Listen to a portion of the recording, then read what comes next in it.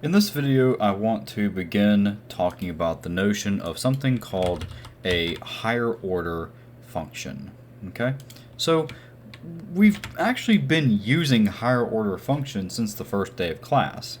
A higher order function or a higher order method is a method or a function that receives or returns methods. Okay? And we've been seeing this, like I said, from the first day of class because we have assert all. Right? So remember that when we were doing this notation of assert equals, we're actually passing a lambda expression to this assert all. Because we want to say that the assert all runs all of these lambda expressions. Okay? So that's cool and all, and so is the notion of just generating infinite values, but let's get some practicality here. Okay? So the first higher order function that I want to talk about is map. Now we've already seen map with the factorial example, okay? But I really want to showcase why it's kind of nice here. So let's first start off by doing something that's very easy. So given an integer, add 5 to that integer. Okay? Of course, we can all do that, I would hope. So we're given an integer and we just return n plus 5. Okay? Now that's great, okay. But now I want you to multiply it by 2. Okay? So return n times 2. Okay? Alright. Now I want you to divide it by 24 and add 37. What did I say? Divide by 24, add 37. Okay?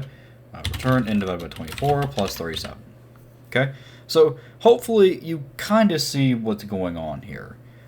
We have, I could ask you to do this infinitely many ways, but the issue here is that, or rather so the issue here is that we're writing methods that all do a similar thing, right?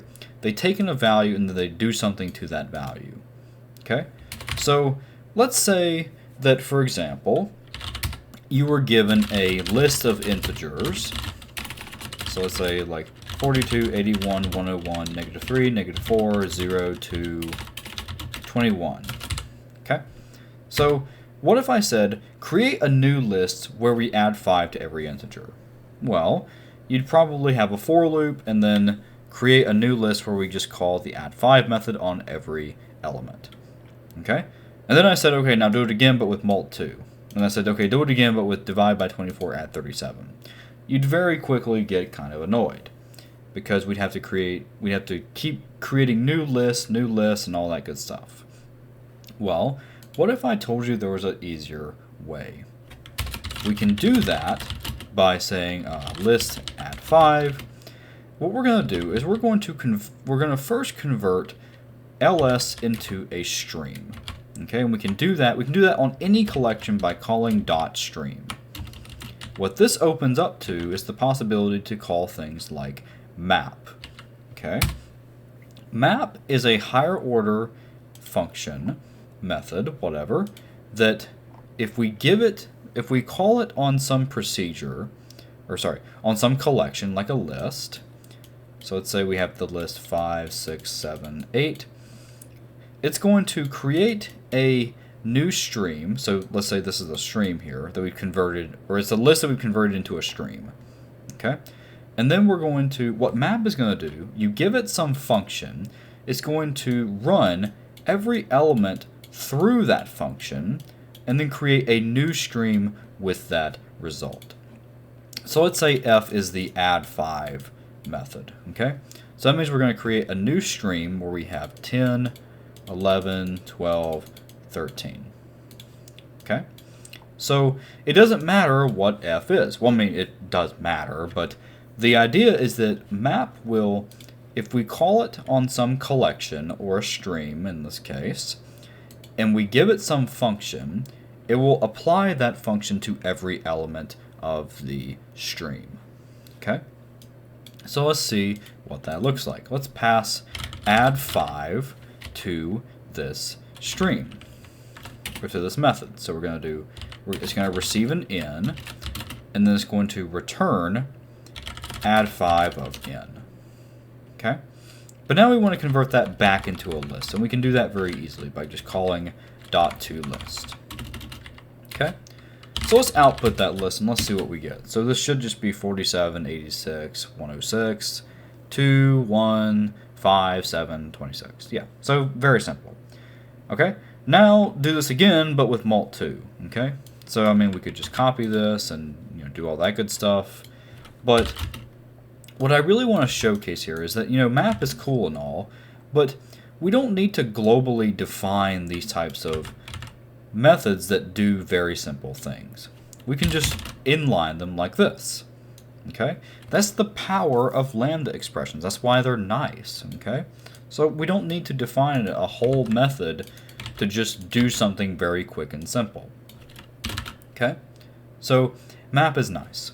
Now, let's say we want to, for example, let's say we want to convert all of these integers into strings.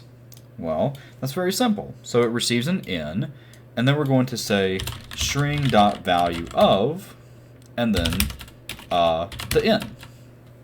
Okay? So this creates a stream of strings that we're going to then convert into a list. Okay? Now, of course, this is going to look the same because when we print it out, it doesn't have the quotes there. But let's say we want the quotes there. So what we can do is just concatenate these onto the end of the thing. Okay? So we'll actually need to put these in quotes, and we're going to escape the quotes with the backslash. Okay? So now when we print it, they will have quotes around them. Okay? So that's kind of cool that we can take a stream of one type and then convert it into a stream of another type. That's really, really powerful. So another thing we can do is convert this into a stream of singleton sets. And by singleton set, I mean a stream of sets of one element. Okay? So this would be a string, or a list of set of integers. And then we're going to convert it to a stream, and then map, we're going to say n maps to the set of just n, and then we convert that to a list. Okay? So now each element is in a list of only itself, right? Okay? So map is really, really nice, and what's nicer about it is that you can actually chain them together. So now that we have a set here, I'm not sure what we would really do at this point, but you can map over this thing as well. So now that we have a set of singletons, I'm not sure what we would do, but you could do something with this singleton set. Okay?